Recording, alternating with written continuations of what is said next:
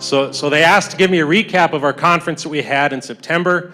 So I'm going to try and distill 8 hours of conversations and presentations into about 40 minutes. So hopefully there's time for questions at the end as well.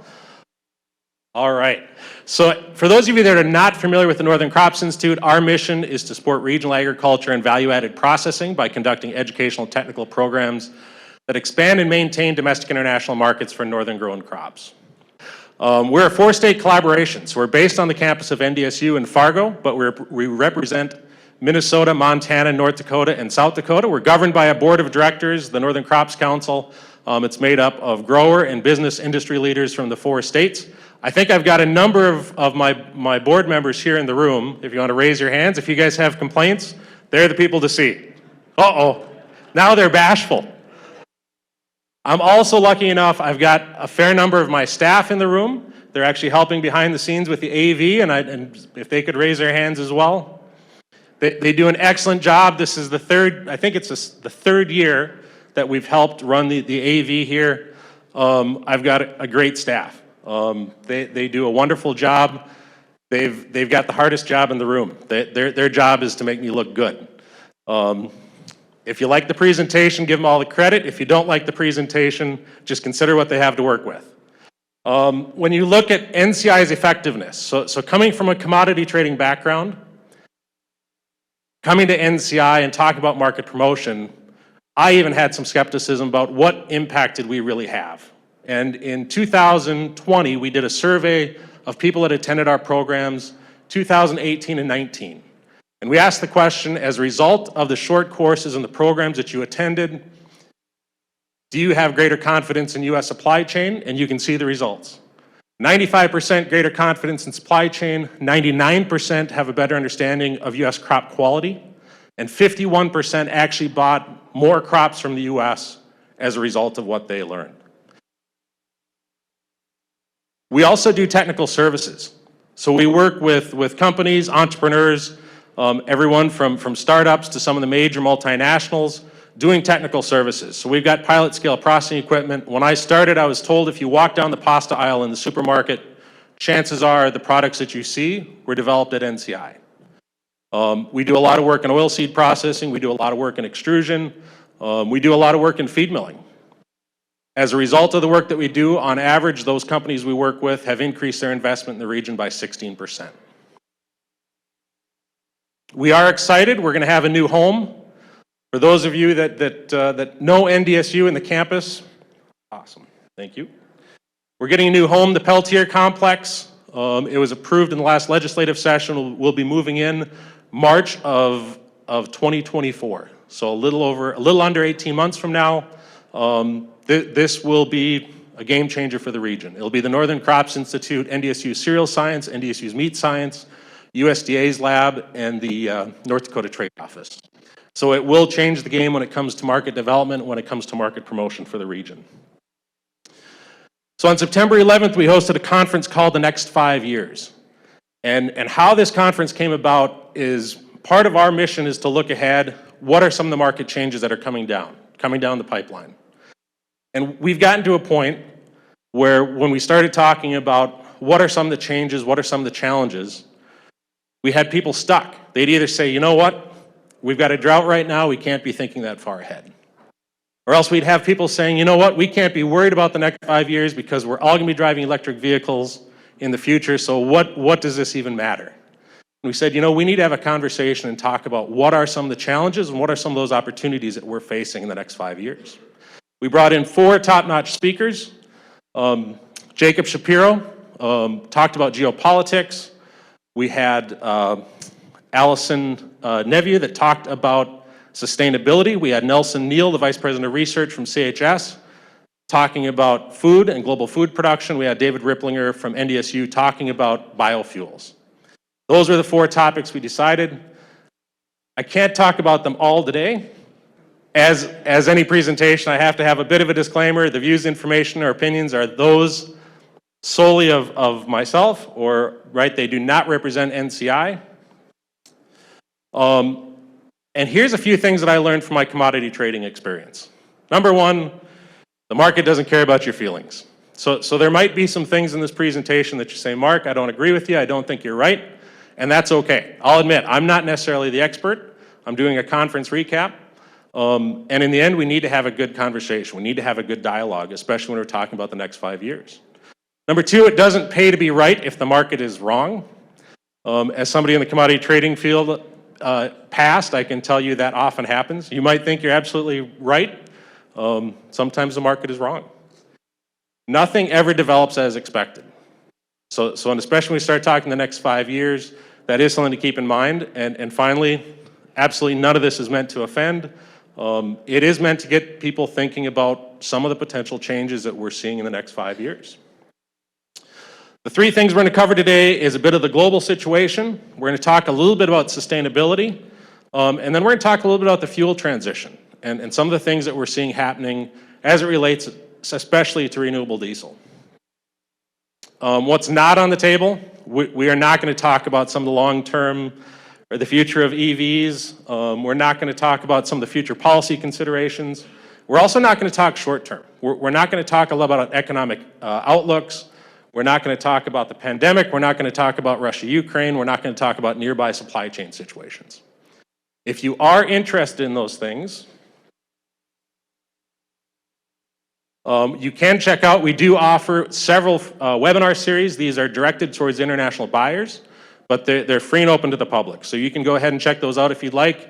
We've got Frayne Olson presenting next 2 weeks from yesterday, on the latest World Agricultural Supply and Demand estimates. We've got Daryl Richardson, who's on the agenda later today, talking about a global weather outlook. And then we have Jeff McPike, an international broker, talking about, again, in January, about what's going on in international markets. Yesterday, we did have a webinar on Russia, Ukraine, and the situation that's occurring there right now. And those are available at our website as well. Website www.northern-crops.com/webinar.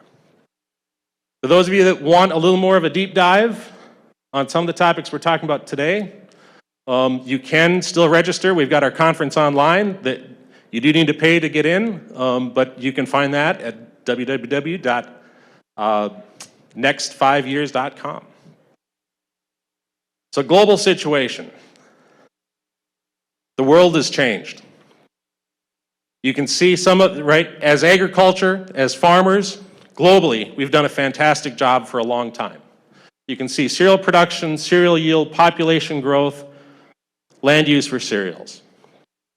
The people that said 50, 60, 70 years ago we're going to be starving, right, we're going to have people dying of starvation, got their projections completely wrong.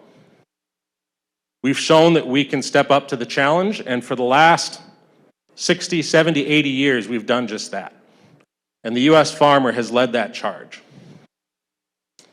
When you look at what's happened from global malnutrition and food instability, it's been a steady declining curve up until the last 2 to 3 years. And something major changed. About 2018, 2019, this line is starting to go up, and the projections are we're going to have more people in more need of food and more food instability.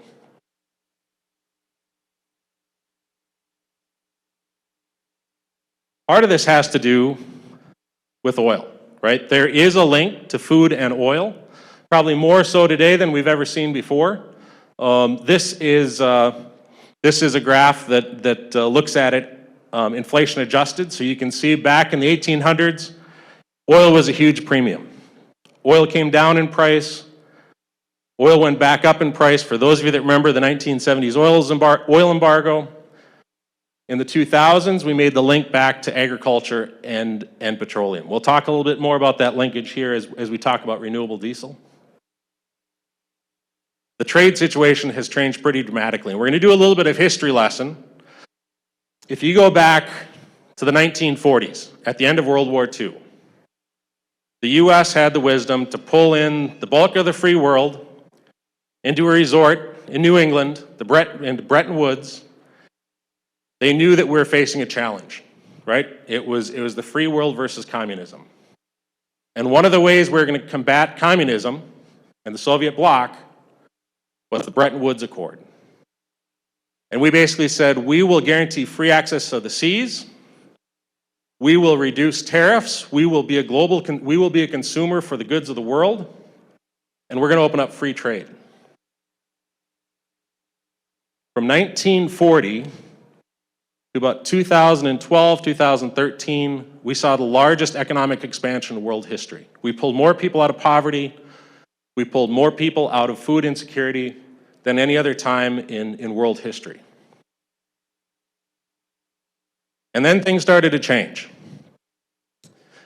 And again, take a little bit of a history lesson, and this is not political. For Daryl Richardson, who's on the agenda later today, I'll never forget, I saw him present at a conference, and it was a spring, and he said, how many of you think this is the latest spring we've ever had? And half the farmers raised their hands, and he said, you'd be right, the last time we had a spring this bad was 3 years ago.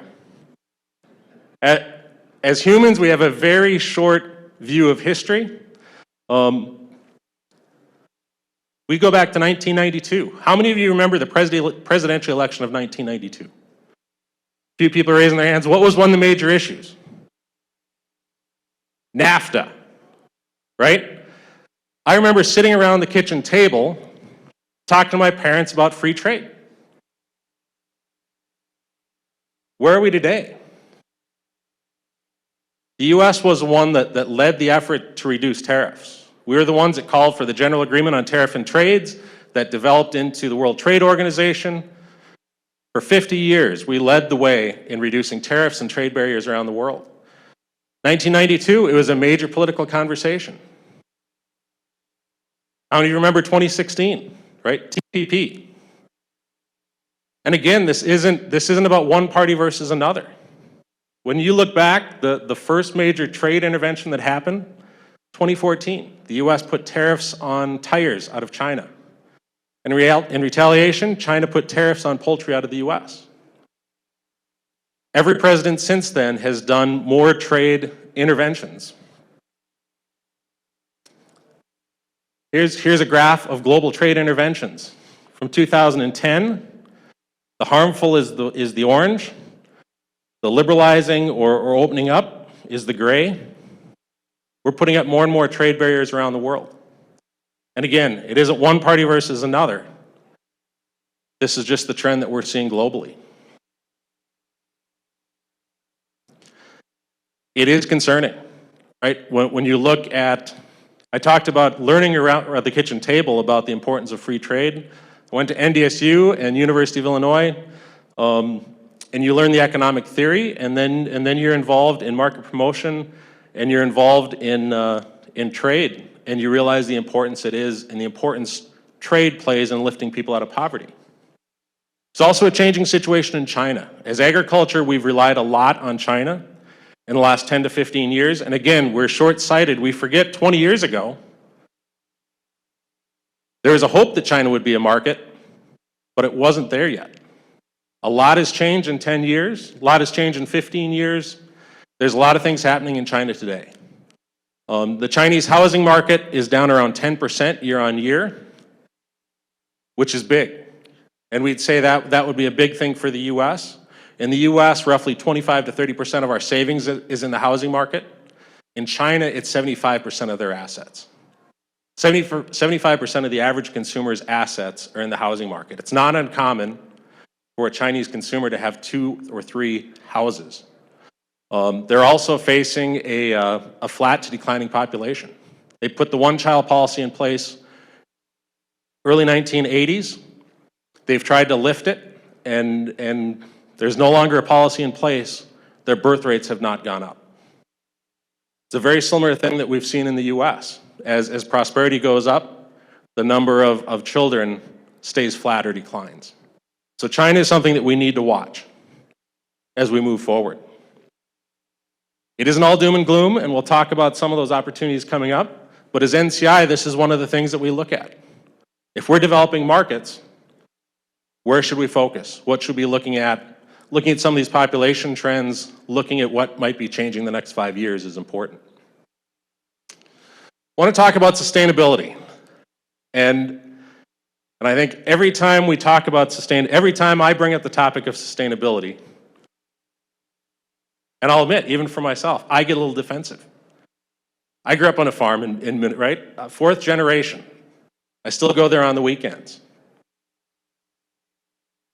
I would argue we do as good of a job here as any place else in the world when it comes to sustainability.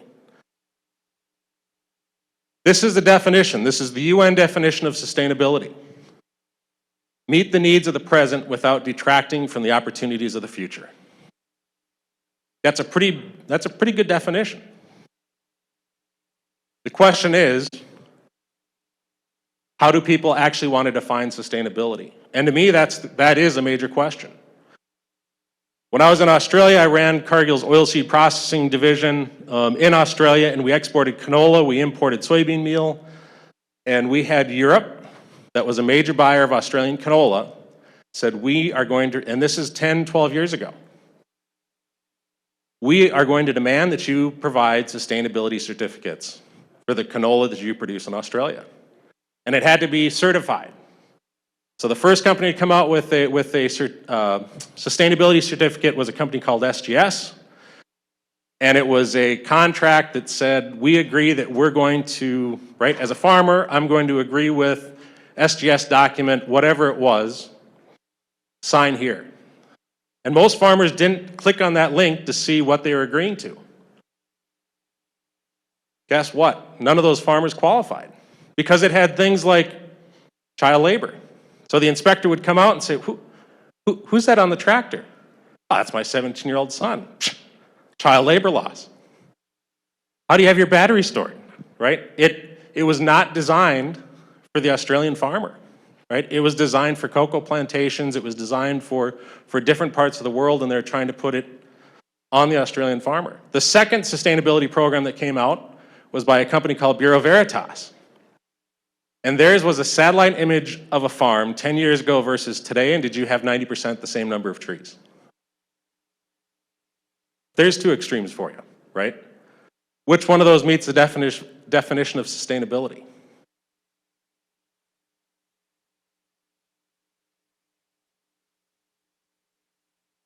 There we go. I think one thing in agriculture we need to be aware of is it is consumer driven. There is a recent survey done, this is about 3 months old. 75% of consumers are concerned about the environmental impact of the products they buy.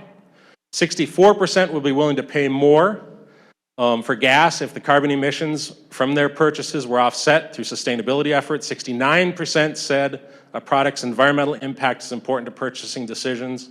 And 60% are more likely to buy stock in a company that is perceived as sustainable versus one that is not. So we might not want to talk about sustainability, but the consumers do. This last winter, February of this year, I had the opportunity, I was in Spain, and talk about an international experience. I was in Barcelona, Spain at an Irish pub visiting with a group of English Gen Zs. And we were talking about sustainability. And in their mind, right, it was every one of them. It's the most important topic. It's the most important thing globally we need to focus on. And then I asked the question, how much would you be willing to pay for it? Oh, why would I have to pay for that? There is a disconnect between the consumer and what their expectations are and where we are today in agriculture. Here's Mintel. As NCI, we subscribe to a service called Mintel that gives us consumer insights. And this shows the change from 2021 to 2022. And you can see how these are influenced by the headlines, but by the daily headlines in the newspapers. Which of the following environmental issues are one of your top 3 concerns? Climate change, global warming has gone up 7%. Air quality unchanged. Plastic pollution in the ocean down 3%. Water shortages. Think about all the headlines we've seen the last year on water shortages in Western US and around the world. That went up 4%. We're being driven by the headlines. Whether you agree with the headlines or not, that's what the consumers are looking at. Food labels. We're all very familiar with food labels. right? You see it on every product you see in the store. Calories, total fat, cholesterol. Here's the carbon score on a shoe. Adidas has come out with this. 2.94 total of CO2 per pair. How long before we see that on a food label? Will it come to a food label? We had, as NCI, we put on a number of short courses. I think we did 20 or 25 short courses, over 200 course participants from I think it's 70 countries this year so far. We had a group in from the Philippines, a group of feed millers. And we talk about food inflation here, and we forget that the dollar has also been going up. We're up about 30% on average versus other global currencies. So food production or food price overall are up 20 to 30% in the US. Globally, tack on another 20 to 30% due to the currency rate, right? So they're looking at 50 to 60% food inflation.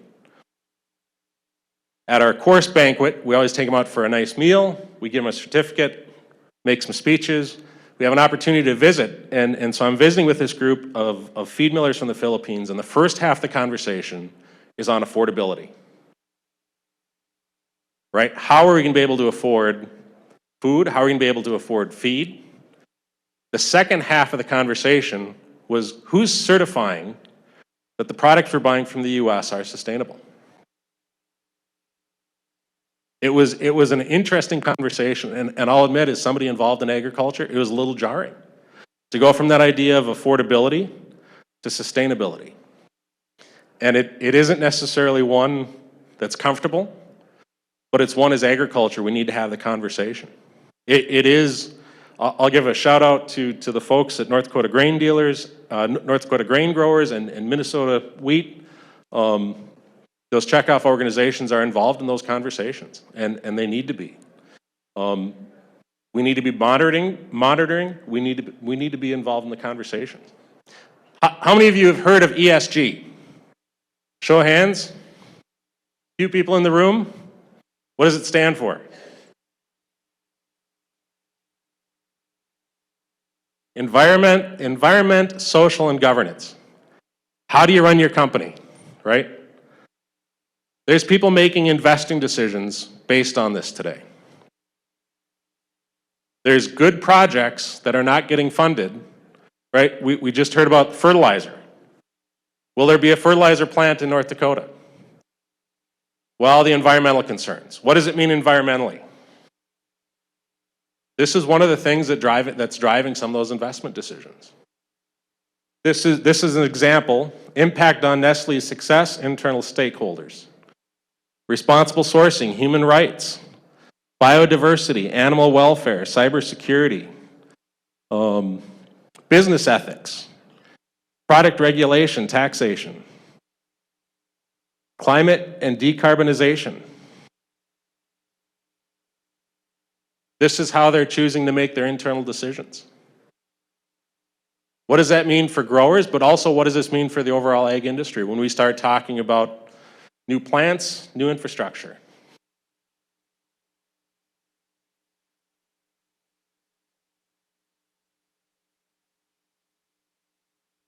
There we go. And if you want to take the extreme example, right, we talked about canola to Europe, and 10, 12 years ago requiring sustainability certificates. This was a policy that was suggested and was shelved in March as a result of the Russia-Ukraine invasion. But this policy was getting ready to go in place. The EU wanted to be the first carbon neutral continent by 2050. And they wanted to be the standard for sustainable food and agriculture globally. It was going to require corporations to label for environmental and social impact, pay differentiated taxes based on practices, and commit to decreasing the environmental footprint through a new code of conduct.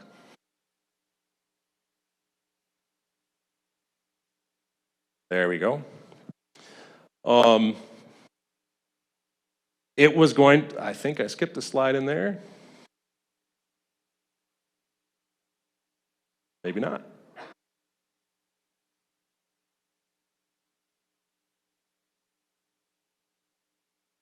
Oh, thank you. So as an idea, reduce pesticide usage. Oh, there we go. Reduce pesticide usage by 50%, reduce fertilizer usage by 20%, reduce nutrient losses by 50%, reduce antimicrobials in livestock by 50%, reduce land and agriculture by 10%, and increase organic area from 8 to 25%, was what their goal was. How many of you have seen what's going on in Denmark today? They're talking about taking 3,000 farms out of production to meet their goals. This policy was shelved across the EU as a result of what happened with Russia and Ukraine, concerns about energy and concerns about food availability, but it is a major issue. And this is actually coming from USDA document. To give you an idea of what it meant, the impacts would be overall reducing EU food production somewhere between 7 and 12%, increasing worldwide food costs 9 to 89%, and increasing global population at risk 22 to 195 million. And again, these are USDA numbers. So why do we have to be aware of this as farmers in Minnesota and North Dakota? Number one, because this might influence global markets as well, right? So if the EU says we do export to Europe, so what does that mean if they start imposing these restrictions on imports?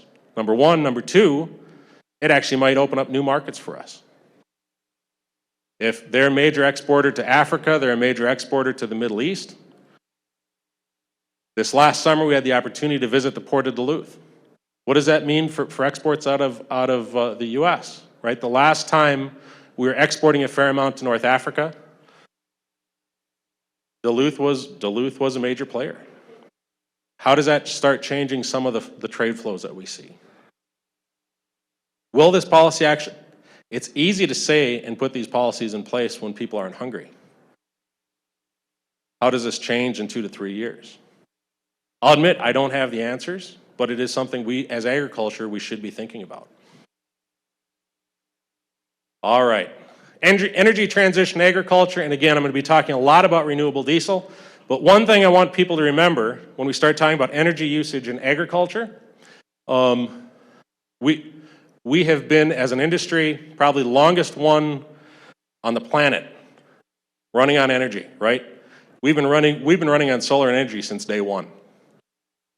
Sometimes we forget that. We forget to tell that story, that the story of food production is about converting energy into food in the form of solar. When you look at the last 50 to 100 years, fossil fuels have transformed what we do and how we do it as well. Everything from fuel to fertilizer to the chemicals that we use are petroleum-based, whether that's natural gas or outright petroleum. When we start talking about biodiesel and renewable diesel, how many of you know the difference? Show of hands. This is probably the most number of hands raised that I've seen in an audience before when I ask that question. So biodiesel is, you still have a lot of the underlying chemical properties of the vegetable oil. You take 9 parts if there's a biodiesel expert in here, I'm going to apologize right now. I am not a chemist. I didn't even stay at a Holiday Inn Express last night. Biodiesel, you take 9 parts vegetable oil and 1 part methanol, and you get 9 parts biodiesel and 1 part glycerin. But that biodiesel still has a lot of the underlying properties of the underlying vegetable oil or the underlying tallow. Renewable diesel, it goes through a refinery. You're basically turning into something that's a drop-in fuel for diesel fuel. You cannot tell the difference chemically from from renewable diesel to diesel fuel. So on biodiesel, you worry about, is it a 10% or a 20% blend? Renewable diesel, you're not going to be able to tell, and it's not going to matter. I've had a lot of debates and a lot of conversations with people, and at the next 5 years, we discuss this a bit. People look back and say, you know, in the end, it's about, when you look back at ethanol and biodiesel, it's been about government mandates.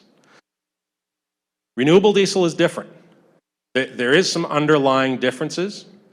Part of that is a position of the petroleum companies and petroleum refineries. When you look at ethanol, when you look at renewable diesel, it was a lot of cooperatives, it was a lot of small companies, small plants that were being built across the US.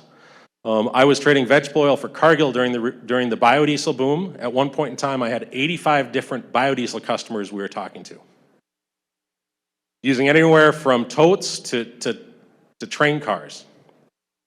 Today, the people that are putting in the renewable diesel facilities are the majors. Marathon in Western North Dakota converted their refinery in Dickinson to turn into a renewable diesel facility.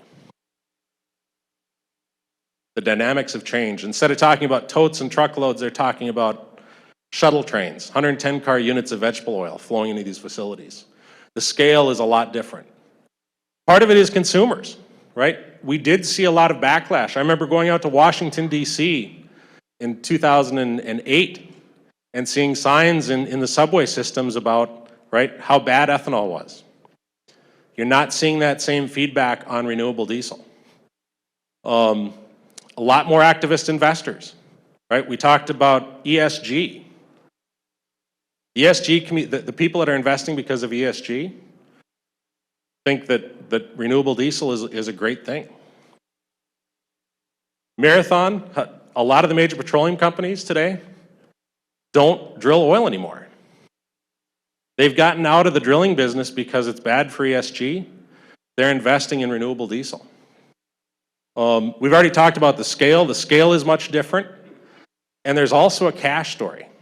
When we start talking about investors, when we start talking about refineries, here's a map of the refineries that are going in place, or either the conversion has already happened or it's in process of converting to making renewable diesel. There's a lot of these that you're going to recognize. Marathon, Phillips 66, Diamond Green. There's a lot of these facilities going in around the country. When you start looking at the cash situation, this is soybean crush. Historically, you crush soybeans for meal, not for oil. That story has changed. 2021, we made the transition. So soybeans are roughly 18 to 20% vegetable oil. The balance is protein. Generally, soybean meal is you crush soybeans for meal, and oil is a byproduct. That changed about a year and a half ago. We're now crushing soybeans for the oil as a result of the demand that they're seeing from this market. Existing expected renewable diesel production capacity 2010 to 2024. You can see that explosion happening. I've got a friend of mine involved in the ethanol renewable diesel space, was involved in ethanol, and now he's involved in renewable diesel. And I said, so how does this compare to ethanol? And he said, it's like what we saw in ethanol, only happening 5 times faster. For our region, it has some pretty major implications.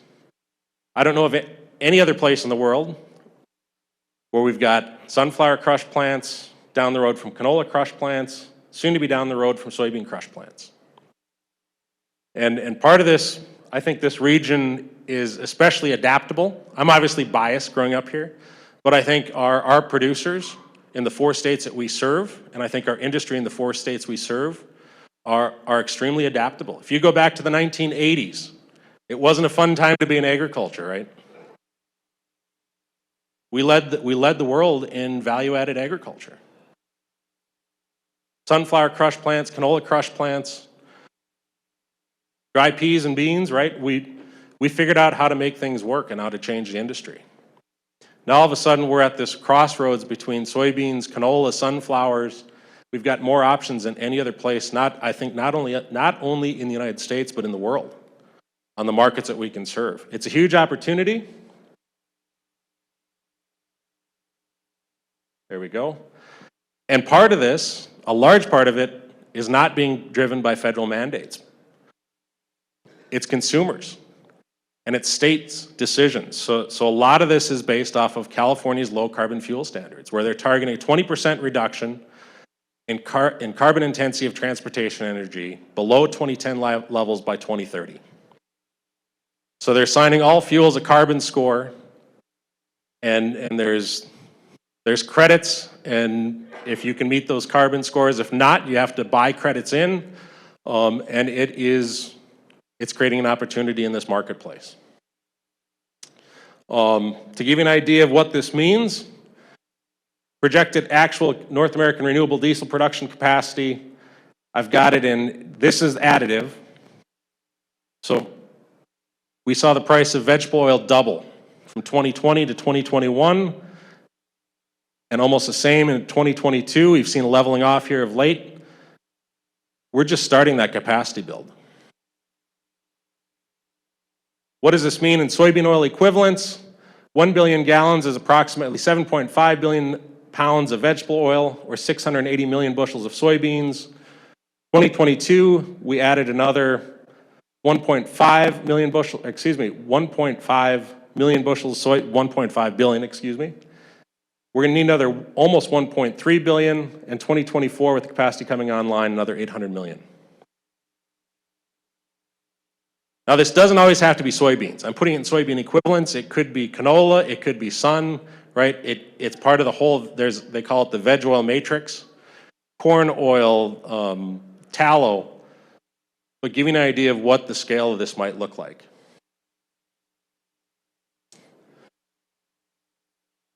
We've already kind of ran through this graph, talking about total pounds. And I think sometimes we look at this and we say, wow, how are we ever going to do this? And I'm going to pick on, I've got a Reed from South Dakota Wheat is here, and I gave a similar talk last week in South Dakota, and at the end of it, somebody said, well, what about wheat? And I'm not trying to discount wheat, and I know I've talked a lot about oil seeds. I do want to make sure that we keep in mind that this region and the world agricultural producer is very adaptable and very nimble. To improve is to change, to be perfect is to change often, right? This region knows about change. And again, I think sometimes we forget. I remember when our first neighbor planted soybeans back in, it was about 1993, and everybody thought he was crazy. Why would you ever plant soybeans in Monoman County? It's never going to work. Why would you ever plant corn in the Red River Valley, right? That's not going to work. That isn't that long ago, right? Here we are today. The farther backward you look, the farther forward you can see. We've made these changes and transitions before. We've stepped up to the plate to produce. I was talking to a grower last night, and he made the comment, you know, at some point, these prices are going to come crashing down. We do have a habit of overproducing. There is a lot of opportunity out there as well.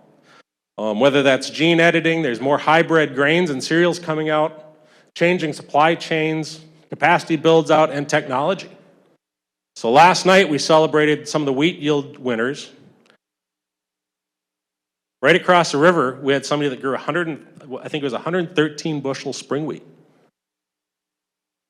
And I had somebody sitting next to me, and he looked at me and he said, I wonder what the quality of that stuff is.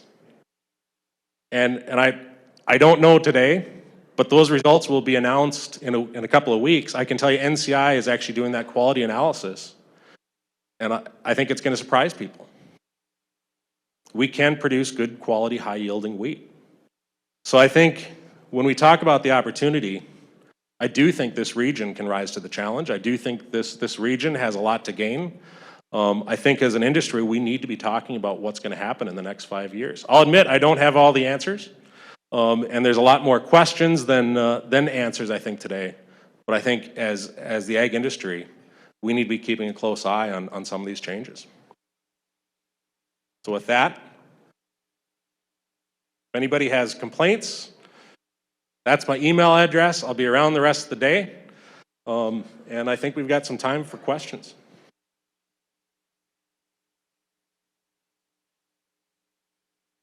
You talked about the demand for the vegetable oils for fuel.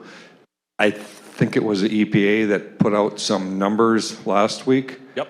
and the industry was disappointed they weren't higher. What were those? Were they suggestions, mandates, or what in comparison to the numbers that you were showing? So there's a lot of different dynamics going on. So that was, there are federal mandates in place for blending requirements. And that predominantly goes for biodiesel and ethanol. What you're seeing at the state level and renewable diesel is actually above and beyond that. So I had somebody describe it as, it was, and I'll admit I got this off Twitter. This isn't my original, but they said it's like if you had a steak restaurant and the federal government said you have to serve an 8-ounce sirloin, but most of your consumers are coming in and ordering a 24-ounce porterhouse, right? There is another market outside of those federal mandates or those federal blending requirements that are active today. How do carbon credits affect the normal producer? You know, that is a really good question.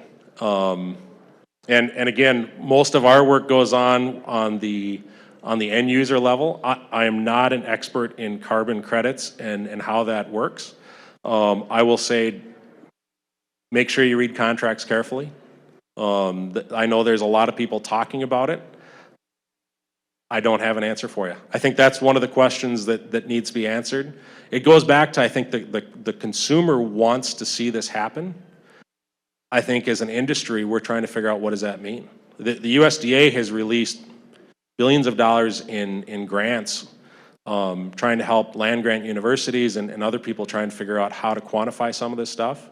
So I think that's part of the reason it's important that we're active in these conversations today so that we can actually get the research and we can prove the fact of what we're doing. So I don't have a good answer for you. It's something we need to watch. Other questions? Can you speak to renewable aviation fuel? So I didn't even talk about that one. That has the potential of being even a larger market. And they're talking about being able to make that out of corn or vegetable oil. That's the next wave. I mean, we're just at the tip of the iceberg. So that's when people start talking about EVs, one of the common replies to people that talk about renewable fuels is, well, that's fine, but I don't know if I want to get in a plane that's run on batteries. Renewable aviation fuel is something else that we need to keep an eye on and has potential to change us even more. So. How does this affect food? If we're taking food and diverting it into fuel, what's the effect of that on sustainable, population, feeding population? You know, and that is a very good question. And I don't have a great answer for you. I'll tell you, every time that's been a concern, the world farmer has stepped up to the plate and has produced more, number one. Number two, 2 years ago, vegetable oil was a byproduct, right? Today, you look at and I'm not going to make disparaging comments about plant proteins, but it wasn't that long ago everybody was saying, well, we're all going to have to be eating plant proteins if we want to survive. This is actually putting a lot more meal, right, vegetable meals onto the market that as humans we can't eat. I think it just changes the mix. I don't think it's one or the other. I think there's opportunities for both. I think I'll give you an example. I was trading vegetable oil and I was shipping a vessel of refined soybean oil about every other month into Haiti, right? It was going through a broker. It was 8,000 tons a month or every other month. And one month he calls me up and he says, well, this month I only need 4,000 tons. And this is at the height of the biodiesel boom.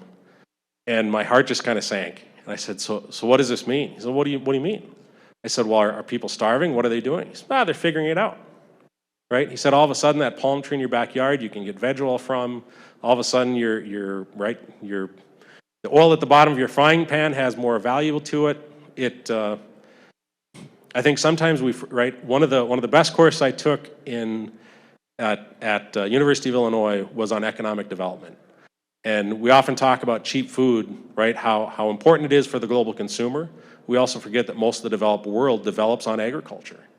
And I'll admit, I don't have an answer, but I'd also say, I think we've also proven in the last 20, 30 years that so far we've been able to do it and do it relatively successful. I think part of it is knowing that cereal production is not going away, right? That we still need that balance. So I think that's also where that sustainability comes into play, where it's not about a monoculture, it's about how do we get a balance. That's a long answer to a question I don't know if I have the answer to, so. For the refineries that have switched to renewable fuel, is oil, so corn oil is the same as soybean oil, is the same as canola oil? So that also gets a little complex because based on, and again, I'm not an expert, and as I said, I didn't even stay at a Holiday Inn Express last night. It gets complicated because there's different vegetable oils have different carbon scores. And so a soybean oil, and I don't know the exact calculation, has a higher value than say a canola oil because soybeans are nitrogen fixing is my understanding. So there's a different dynamic underlying that as well. So you could look at canola and say you're getting twice as much oil per acre off an acre of canola than you do soybeans. So I asked somebody, why don't we just switch all the acres in North Dakota and Minnesota to canola? And their answer was, well, because the carbon score on soybeans is better than canola. So there is going to be this play between different vegetable oils. But right, that carbon score and the market are going to have to figure that out.